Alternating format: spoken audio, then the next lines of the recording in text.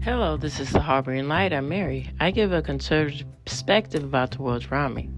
As I do in the beginning of each episode of my podcast, I mention audio, I mention social media, and also to add to this, I'm on Substack.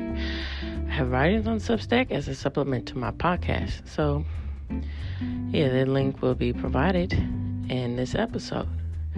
So, social media will be provided, the links in this episode too. And also give me a rating. It would be greatly appreciated. I appreciate all you listeners out there, and all the feedback is greatly noted and appreciated too. So reach out to me.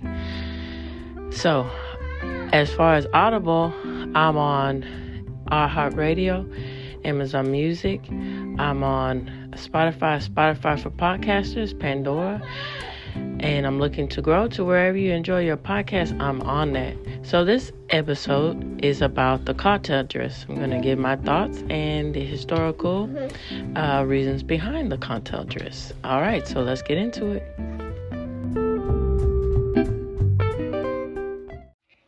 So my thoughts about the cocktail dress. I think it's very, fashion and design. It interests me a lot. And particularly with design, the visual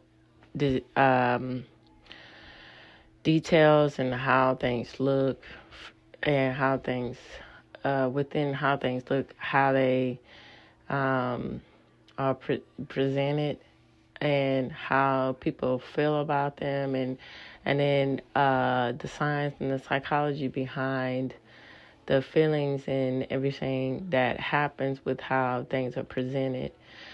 And I think it's really interesting how the cocktail dress found its way into being a representation for parties celebrating particularly New Year's Eve and New Year's and everything else with that. And the historical reasons behind how the cocktail dress evolved is very interesting. As I stated in other podcasts, simply to summarize, if you don't know where you've been, you don't know where you're going. So with that said, let's get into it. Let's talk about the cocktail dress. The history of the cocktail dress is quite glamorous. The rise of the cocktail culture took off after WW1. These dresses gained prominence because they gave women the functionality of looking fancy, but not too dressy for the day. In the 1920s, the Roaring Twenties brought flappers to the forefront. Short bobs and short dresses marketed the era. Happy hour was between 6 to 8 p.m.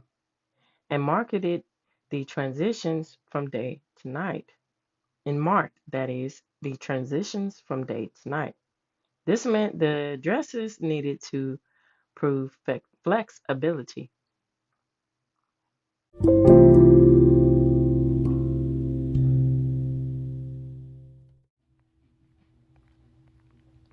All right, so Prohibition and the crash. So the cocktail dresses saw a shift in the late 1920s after Prohibition and the economic crash.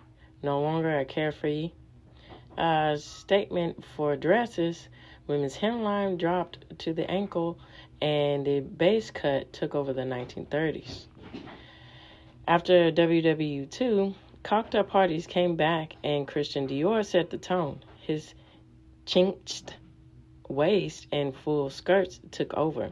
The other silhouette, the form-fitting cocktail dress, was popularized by Marilyn Monroe.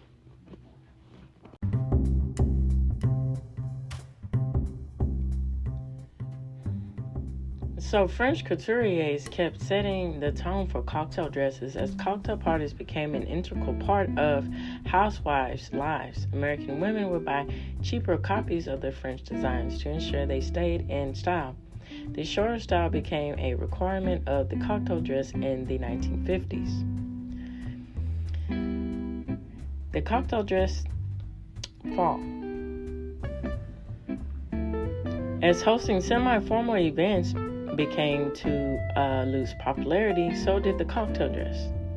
Other formal attire came into popularity, but manufacturers continued to make dresses under the name cocktail dresses. As of today, cocktail dresses are considered more of a formal attire for any occasion. So keep that in mind for the New Year's Eve holiday parties, which people do. All right, so this reaches the end of the Heart Green Light. And also, questions, comments, and concerns, feel free to email or reach out to me on social media. And I'm thinking about making this into a series in the new year, talking about the history of particular styles, particular fashion for men and women. So, feel free to give me a comment about thoughts about it, suggestions, and all of that. All right, so tune in, turn up, and definitely take care. Bye-bye now.